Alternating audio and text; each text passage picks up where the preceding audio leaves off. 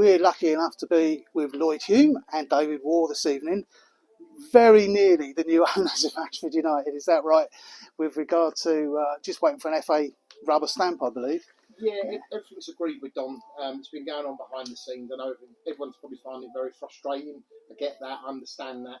But we've been working very hard, me and Dave, to make sure that we go through proper due diligence so that we make sure that we get the club on a sound footing so that we can take it forward in the right way. So Don, to be fair to him, has been really helpful. Yeah. He's given us everything that we need. People have probably been surprised at some of the stuff that's gone on off the pitch. I'd like to reassure them that both me and Dave have been pretty much making decisions since March, back end of March. Don's been very gracious in allowing us to do that and trusting us. And that's where the teams sort of come from and management teams come from. Yeah. That's come from me and Dave anyway. Since Walks, wasn't it? Yeah, even as far back as Walks coming in. Walks will be someone that comes in as director of football. Me and Dave have known each other 5 or 6 years. Walks and Dave have known each other 10 years, and I've known Walks for 30 years. So it's just a good team of people. Well, between Danny Kedwell and Alan Walker, I mean, what a squad they're already sort of putting together. You know, that bit, I think everybody's been comfortable about. Yeah. But we can sense your frustration. You just want to get on with it, don't you? Yeah.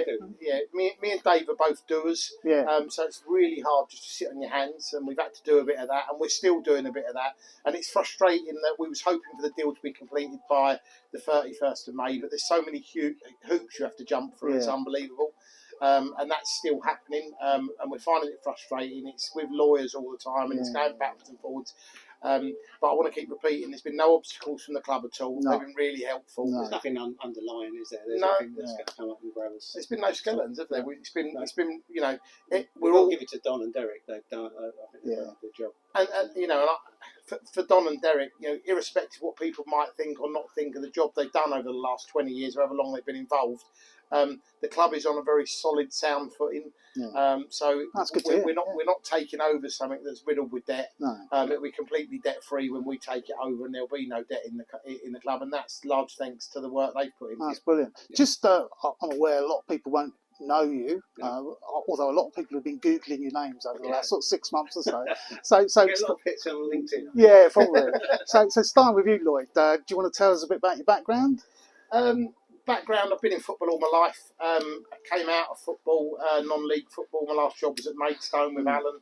Highlight playing here, probably, wasn't it? Well, it's very short period. I came here as a very obnoxious 18-year-old, got sacked quite quickly with a poor attitude. So it wasn't a long stint here, but I came here just after the stadium opened with Neil Cugley after being on loan from Gillingham at Folkestone with him. So, non-league football, I've got a big history in that. I started managing at an early age at 27. Yeah.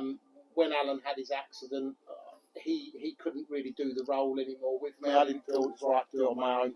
I had a family, young family, so it was the right time for me to step out. Been very busy in my own life, work-wise, business-wise, and I was lucky enough to meet Dave probably 7 or 8 years ago. Became good friends, done a couple of little bits and pieces together work-wise. We saw this an opportunity that we both absolutely relished. Similar attitude to the business, always really. So. Yeah. And David, you've not really got a background in football, more business. Well, when you've got a nickname called Spoon Boots, you can't really be. So I played football. I played football till I was 33, Saturdays and Sundays, just sort of Dartford League. Yeah. Got to Kent County League, but nothing like what Lloyd's done. Yeah. However, I've watched football since I was about 7. Yeah. Cheltenham Athletic fan, so I've seen bad owners. I've seen football. Well, yeah, sometimes. But I've seen bad owners. I've seen what you shouldn't be doing at a club and what should be done at a club. Yeah. Now it's my opportunity to actually put some input into a club that Lloyd brought me to, which I was quite shocked with what could be done here. Potential, isn't it? Potential. Yeah. But I'm an engineer. I was an apprentice lift engineer. Just started my own company, sold it in COVID, and just been playing golf and enjoying my life. And now I'm back working again. Yeah. And we've sponsored the shirts. There's another sort of printing creative company we're doing. So it's all good. Yeah, Candy Creative, isn't it? Correct. Yeah. I mean, you beat me to it because I was going to buy this club, but unfortunately the lottery didn't come in just yet. So you beat me to it. So I know I wanted to buy it. Why did you guys want to take on Well, Ashford? it's a bit of an odd one, really. I was putting some money into a club that my brother owned, Rochester United, so I've been funding them for a little bit. And Mark, did he want everyone to know that? Maybe cut that down. And he rang me and said, "Why are you messing around with Rochester?" And when Ashford's for sale, that sort of sat with me for a few months. Didn't think I wanted to own a football club. I then came down in February and I wanted to have a look around. I knew the place, obviously. I've been here lots of times over the years, played here at Maidstone. It was the last place I managed because we ground shared here. So I know the place really well. And I came down with the hope that I'd walk around, see it and go, that's a really bad idea. I spent a couple of hours here and left really encouraged with the potential and what I saw. I then brought someone else down as a business associate and hoped a couple of weeks later he'd look at it and go, "What, are you mad?" And he walked around and said exactly the same as me. I then brought Dave down a couple of weeks later in the hope that he might talk some sense into me. And we were both walking around saying, well, it's a no-brainer, really. And where we are, we're not going to come in here and chuck loads of money around. We want to make this self-sustainable. We really see ourselves as custodians of the football club, not owners of the actual team. That's not how we want to see it. But what we want to do is we want to create an environment where this club can move up a couple of leagues over a 5 or 6 year plan, which is what we've got. We want it to be self-sustainable, so we don't want to be our money funding the team long term, because that's not a healthy position for any football club to be in. No. We need to create an environment with all the land around here and opportunities so that it can fund itself, and that's really where our business acumen will come into it, and we'll have to test ourselves and work hard again. That's where we've seen the venues that we've got here that can generate its own money. Yeah. As we've agreed, whatever that generates goes out with the first team, goes back into the club, and we just want to bring the community back in. Well, I was going to say, I mean, Ashford is over 130,000 people live here, and it's growing. Yeah. I suppose the hardest bit is contacting them, communicating with them, and bringing them in. Well, I'll let Dave talk. He's got a business that's going to help us with that. Yeah, we do digital social media at Candid as well. We've got a digital side. That's why we've sponsored the shirt. We want to get involved to actually put the message out there. Yeah. Come and see us. Make it an atmosphere that people want to come to. Make it a good day out. Yeah. But part of that is having good football. So a huge part of it, yeah. That's what we want. As we invested in the team, people will come, they use the bars, there'll be a venue, open some music, and it'll be a good day out. Well, I mean, it costs £10 for an adult to get in, less for concessions. Even though that's cheap and good value, people still expect to be entertained. They still expect, not just on the pitch, but they want a whole match day experience, don't they? And also, I suppose the big challenge is talking outside the bubble, talking outside the echo chamber. Hopefully Candy Creative will be able to sort of do that, help us do that. Yes, we can sort of pinpoint who we're going to choose on social media, who we're going to aim this at. You've got the outlet centre, you've got so much here. We've seen the issues here, car parking, getting people here. They're the first things we're going to be looking at. Yeah. And like I say, with an improved website, improved social media, what you guys do is excellent. So I've seen that, and it's brilliant. Yeah. It is good. Oh, good. There's not many clubs that have got what you've got, and that's before we've even started. So we're hoping to sort of keep all that on board. Yeah. Hopefully you'll see a difference. It's not going to happen straight away. Give us a few months, but then hopefully you start seeing the difference. But we're open for suggestions as well. Well, you'll have. I'm sure you'll have sort of short, medium, long-term plans. The immediate ones, you've mentioned the car park. You've mentioned trying to talk to the community through social media. What else do you think needs doing straight away? I think we need to be out in the community as well. So a big part of Alan's role is going to be getting into schools and getting into youth around the area and trying to encourage them. We need to make the environment more of a fun. Ultimately, if we win football matches, kids want to be involved with a team that win games.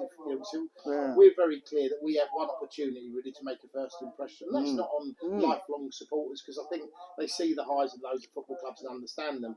What we've got to do is, as new people come through the door, when they leave, they go, that's a really good day. It's not all just about the football. Was the music good when we scored a goal? How did it feel?